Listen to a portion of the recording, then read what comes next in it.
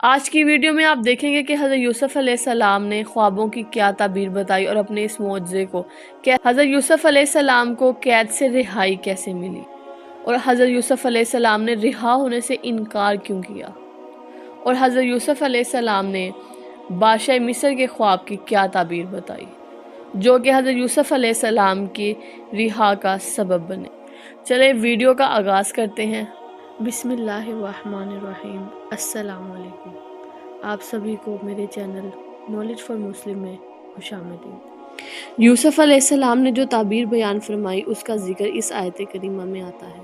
ترجمہ: اے جیل کے رفیقوں، تم میں سے ایک تو اپنے آقا کو شراب پلایا کرے گا اور دوسرا سولی دیا جائے گا اور اس کے سر کو پرندے کھائیں گے، جس کے بارے میں تم پوچھتے تھے وہ اسی طرح مقدر ہو چکا۔ اللہ تعالیٰ کی وحدانیت، واہلیت اور ان کی ربوبیت اور ایمان و یقین کو بیان کر کے بتوں کی عجز اور ان کی مجبوری کو خواب واضح کرنے کے بعد ان کے خوابوں کی تعبیر بتانے لگے۔ چنانچہ ساقی بادشاہ کی طرف متوجہ ہو کر فرمایا، 3 دن کے بعد تم اپنا سابقہ عمل دوبارہ شروع کرو گے، یعنی بادشاہ کو پانی پلانے کا عمل۔ اور دوسرے مجلب سے کہا، تم کو 3 دن کے بعد دربار شاہی میں بلایا جائے گا اور سولی چڑھا دیا جائے گا اور پرندے تمہارے سر کو نوچ کر کھائیں گے۔ مجلب اور نبوہ دونوں یوسف علیہ السلام کی طرف دیکھنے لگے اور آپس میں گفتگو کرنے لگے۔ نبوہ کامتا ہوا کہنے لگا، اللہ کی قسم، ہم نے خواب اب نہیں دیکھا، محض آپ کی تعبیری مہارت کو آزمانے کے لیے یہ خواب گڑھ لیے تھے۔ دوسرے نے کہا، ہم نے کچھ بھی نہیں دیکھا تھا، محض آپ کو آزمانے کے لیے ایسا کیا۔ حضرت یوسف علیہ السلام نے مکمل یقین کے ساتھ فرمایا۔ ترجمہ: جس بارے میں تم پوچھتے تھے وہ اسی طرح مقدر ہو چکا ہے، یعنی معاملے کا فیصلہ ہو چکا ہے، ایسا ہی ہوگا۔ نبوہ جو ساقی بادشاہ تھا، جس کے متعلق حضرت یوسف علیہ السلام نے فرمایا تھا کہ تم نجات پاؤ گے اور اپنے سابقہ خدمات پر دوبارہ معمور ہوگا اور بادشاہ کو پانی پلانے کا عمل دوبارہ کرے گا، اس سے یوسف علیہ السلام نے فرمایا۔ ترجمہ: یعنی اپنے بادشاہ کے سامنے میرا تذکرہ کرنا اور میری حالت کو اور خوابوں کی تعبیر کی مہارت کو بھی بیان کرنا، اور اس کو یہ بھی بتانا کہ میں ناحق قید کر دیا گیا ہوں۔ اس قول کی وجہ سے یوسف علیہ السلام پر عتاب ہوا کہ انسانوں سے مدد کیوں طلب کی، اللہ تعالیٰ کو مدد کے لیے کیوں نہیں پکارا۔ علماء نے لکھا ہے کہ اس کی پاداش میں کئی سال مزید قید میں رہے، جس کا تذکرہ قرآن کریم میں یوں آیا ہے، تو اس وجہ سے قید خانے میں اور بھی چند سال ان کو رہنا ہوا۔ مفسرین نے لکھا ہے حضرت جبرائیل علیہ السلام قید خانے میں حضرت یوسف علیہ السلام کے پاس تشریف لائے تو یوسف علیہ السلام نے ان کو پہچان لیا۔ حضرت جبرائیل علیہ السلام نے فرمایا، اے مندزین کے بھائی، تم سے غلطی کیوں ہوئی؟ اور جبرائیل علیہ السلام سے یہ بھی فرمایا، اے طاہر بن طاہرین، رب العالمین آپ کو سلام کہتا ہے اور فرماتا ہے، انسانوں سے مدد طلب کرتے ہوئے آپ کو شرم نہیں آئی؟ میری عزت کی قسم، کئی سال تک تمہیں مزید قید میں رکھوں گا۔ یوسف علیہ السلام نے پوچھا، یا جبرائیل، کیا اللہ مجھ سے راضی ہے؟ جبرائیل علیہ السلام نے فرمایا، ہاں راضی ہیں۔ یوسف علیہ السلام نے فرمایا، پھر کوئی پرواہ نہیں۔ یہ بھی روایت میں آتا ہے کہ جبرائیل ان کے پاس تشریف لائے اور ان کو اللہ تعالیٰ کی طرف سے عطاب کیا اور قید کی مدت کو بڑھایا اور فرمایا، یوسف، بھائیوں کے ہاتھوں قتل ہونے سے تمہیں کس نے بچایا؟ یوسف علیہ السلام نے فرمایا، اللہ تعالیٰ نے۔ جبرائیل علیہ السلام نے فرمایا، اس کنویں سے آپ کو کس نے نکالا؟ یوسف علیہ السلام نے فرمایا، اللہ تعالیٰ نے۔ جبرائیل علیہ السلام نے فرمایا، برائی سے تجھ کو کس نے بچایا؟ یوسف علیہ السلام نے فرمایا، اللہ جل شانہ نے۔ جبرائیل علیہ السلام نے فرمایا، یوسف، عورتوں کے فتنے سے تم کو کس نے دور رکھا؟ فرمایا، اللہ تعالیٰ نے۔ پھر جبرائیل علیہ السلام نے فرمایا، تو پھر تم نے مخلوق پر کیوں بھروسہ کیا؟ اپنے رب کو کیوں چھوڑا؟ ان سے سوال کیوں نہ کیا؟ یوسف علیہ السلام نے فرمایا، الہی، غلطی سے زبان سے نکل گیا۔ حضرت یوسف علیہ السلام رب کائنات کے بارے میں دستے دعا دراز کرتے ہوئے یہ دعا کرنے لگے، اے ابراہیم علیہ السلام، اسحاق اور یعقوب کے رب، میں آپ سے درخواست کرتا ہوں کہ میرے ساتھ رحمت کا معاملہ فرما۔ حضرت جبرائیل علیہ السلام نے فرمایا، اے یوسف، اس کی سزا یہ ہے کہ آپ مزید چند سال قید خانے میں گزارو گے۔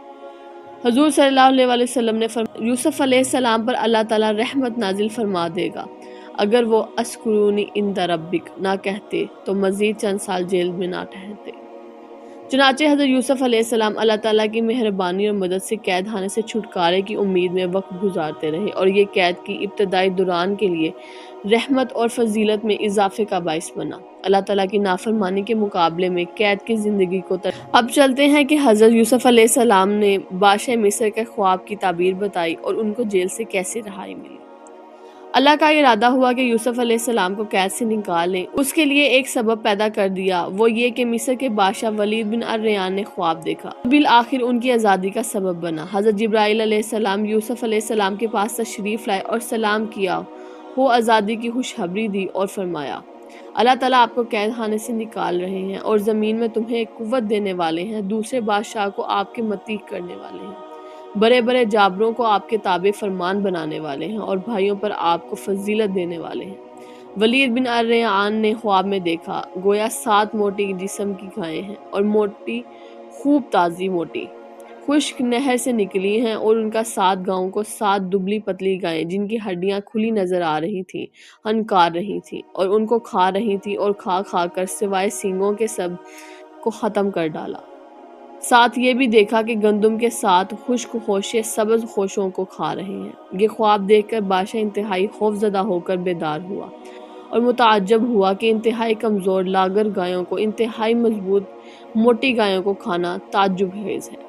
चनाचे बादशाह जल्दी से बिस्तर से उठा, लिबास ज़ेबतन किया, ख्वाबगाह को छोड़कर दीवान खाने में गया, अपनी मसनद पर बैठा और उनके वज़रा और हाशिया नशीनों ने उनकी हालत का जायज़ा लिया और ख़ुद मजलिस में बैठकर हाज़रीन को परेशानी के आलम में एक मरतबा देखने के बाद अपना ख्वाब सुनाया और कहा, तर्जमा, मैं देखता हूँ कि 7 गायें फरबा हैं जिनको 7 लागर गायें खा गई और 7 बालें सब्ज़ हैं और उनके अलावा 7 और हैं जो खुश्क हैं।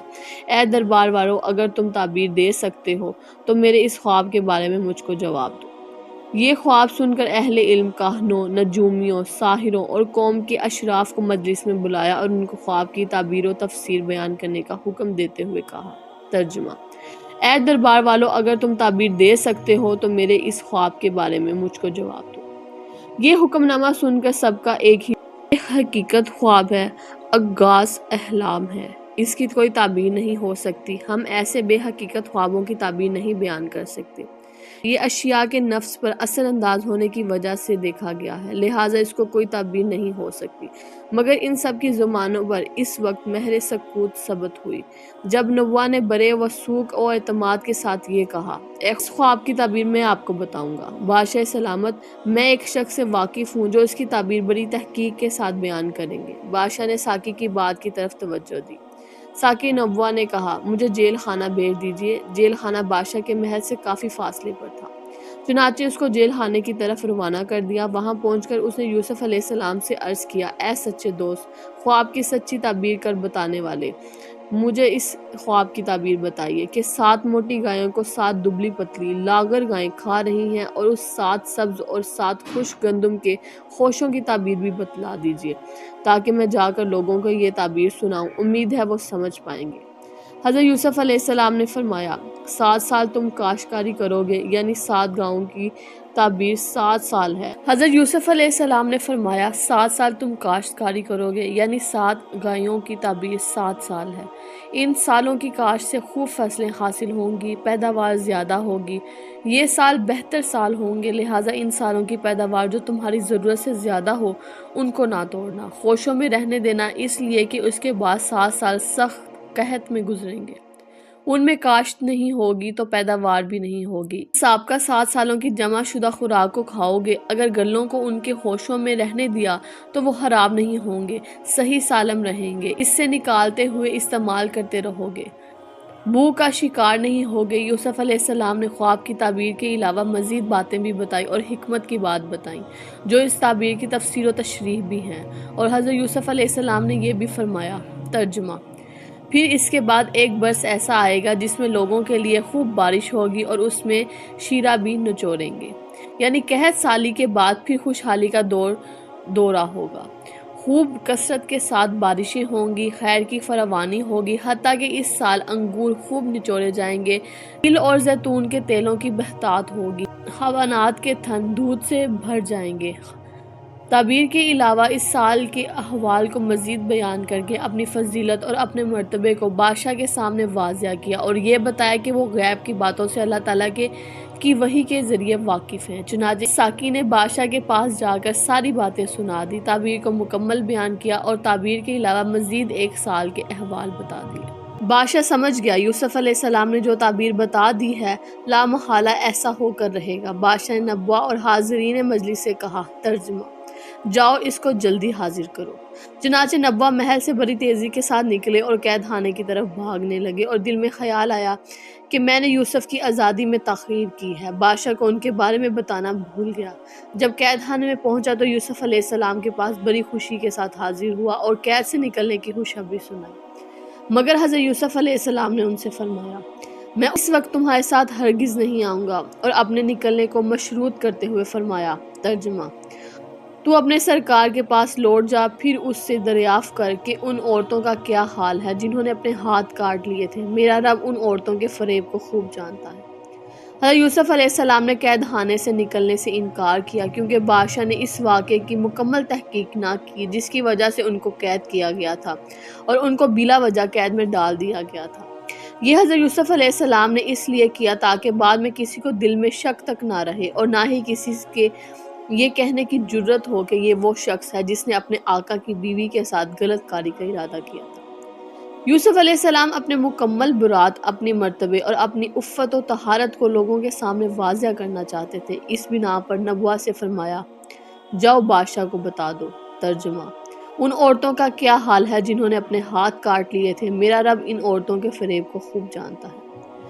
نبوہ نے یوسف علیہ السلام کا پیغام بادشاہ کو پہنچایا۔ بادشاہ نے جب ساری باتیں نبوہ سے سنی تو عزیز کی بیوی کے ساتھ ان تمام عورتوں کو بلایا جنہوں نے اپنی انگلیاں کاٹ ڈالی تھی۔ بادشاہ نے ان سے کہا، ہر ایک علیحدہ علیحدہ یوسف کے بارے میں مجھے بتائیے۔ سب یک زبان ہو کر کہنے لگی، حاشا اللہ، ہم نے یوسف علیہ السلام سے کوئی برائی نہیں دیکھی ہے، وہ ایک پاک باز، عفیف النفس اور بہترین اخلاق کے مالک نوجوان ہے۔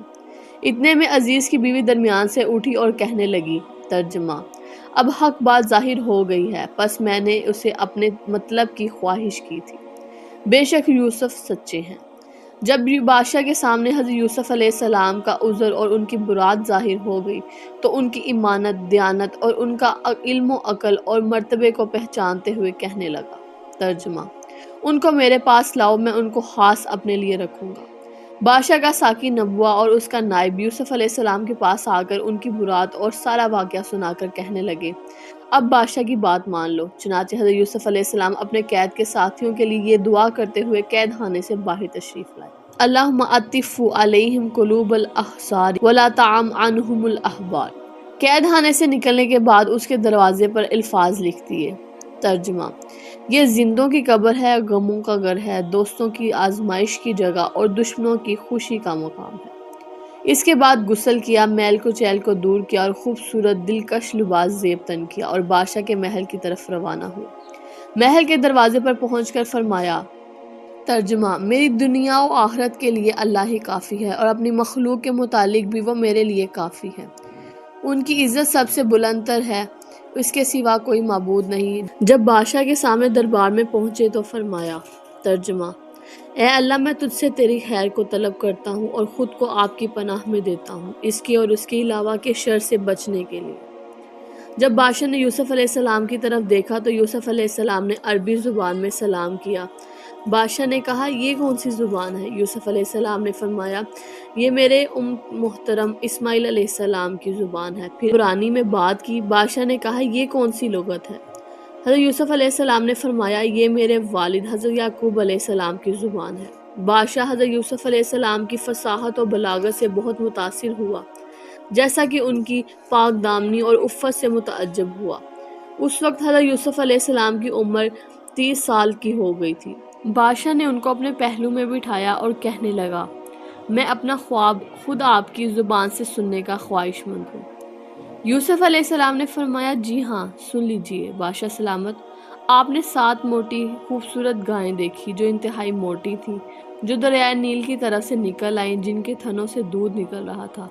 آپ انہیں دیکھ دیکھ کر خوش ہو رہے تھے۔ اچانک دریائے نیل کا پانی خشک ہو گیا اور پانی کی جگہ میں صاف میدان بن گیا۔ اس کی مٹی اور کیچڑ سے 7 انتہائی کمزور گائیں ظاہر ہونے لگیں، جو اتنی کمزور تھی کہ ان کے تھن بھی نہیں تھے اور ان کی انتہائی خوفناک قسم کے دان تھے۔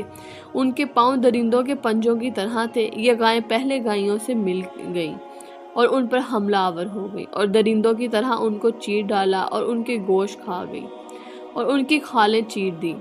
اس دوران آپ انہیں دیکھ کر انتہائی متعجب ہو رہے تھے اور ان کی کمزوری زیادہ تھی۔ اتنے میں آپ نے 7 سرسبز خوشے میں بھی دیکھے اور ان کے علاوہ 7 خشک اور کالے خوشے نظر آئے جن کی جڑیں مٹی اور پانی میں تھی، اور آپ اپنے جی میں کہہ رہے تھے یہ کیا ہوا؟ یہ سرسبز خوشے اور یہ خشک خوشے ہیں، جبکہ ان کی جگہ دونوں کی ایک ہے۔ ان کی جڑیں پانی کے اندر ہیں۔ اتنے میں ہوا چلی جس نے خشک خوشوں کو سبز خوشوں پر ڈال دیا، جس سے سخت آگ بھڑک اٹھی جس نے ان سب کو جلا ڈالا۔ سب کے سب کالے سیاہ ہو گئے۔ یہ دیکھ کر آپ بیدار ہوئے۔ بادشاہ نے کہا، پھر اس کی تعبیر کیا ہے؟ حضرت یوسف علیہ السلام نے فرمایا، میری رائے یہ ہے کہ آپ خوشحالی کے سالوں میں ان فصلوں کو خوشوں سمیت محفوظ رکھیں اور ان کے لیے سٹور اور گودام تعمیر کرائیں، تاکہ یہ تمام فصلیں خراب ہونے سے بچ جائیں، اور غلے تم کھاؤ گے اور اس کا بھوسا جانور کھائیں گے۔ اور آپ لوگوں کو غلہ جمع کرنے کا حکم صادر کریں تاکہ آپ کا جمع کردہ غلہ مصر اور نواحی مصر کے لیے کفایت کرے۔ پھر آپ کے پاس ہر جگہ سے لوگ آئیں گے تاکہ وہ جمع کردہ غلہ میں سے کچھ حاصل کر سکیں۔ آپ کے پاس اتنا جمع ہو جائے گا جتنا پہلے کبھی کسی پاس جمع نہیں ہوا تھا۔ ریان مسکرایا اور حضرت یوسف علیہ السلام کو عظمت و جلال کی نظر سے دیکھا اور پوچھا، پھر ایسا شخص کون ہے جو میرے لیے غلہ جمع کرے گا اور پھر اسے فروخت کرے گا؟ حضرت یوسف علیہ السلام نے فرمایا، ترجمہ، مجھے زمین کے خزانوں پر نگہدار بنا دو، میں حفاظت کرنے والا اور علم رکھنے والا ہوں، یعنی مجھے حساب کتاب کا خوب علم ہے۔ بادشاہ نے کہا، آپ سے بڑھ کر اور کون اس کا حقدار ہو سکتا ہے؟ اور آپ کو خزانے کا والی بنا دیا اور کہا، ترجمہ، آج کے دن تو ہمارے پاس جگہ پانے والا اور امین ہے۔ حضرت یوسف علیہ السلام سے پہلے جو عزیز ملک کے خزانے کا والی تھا فوت ہو گیا، اور اس کی وفات کے بعد بادشاہ نے حضرت یوسف علیہ السلام کی شادی عزیز کی بیوی سے کر دی، جس سے 2 صاحبزادے افراسیم بن یوسف اور منشا بن یوسف پیدا ہوئے۔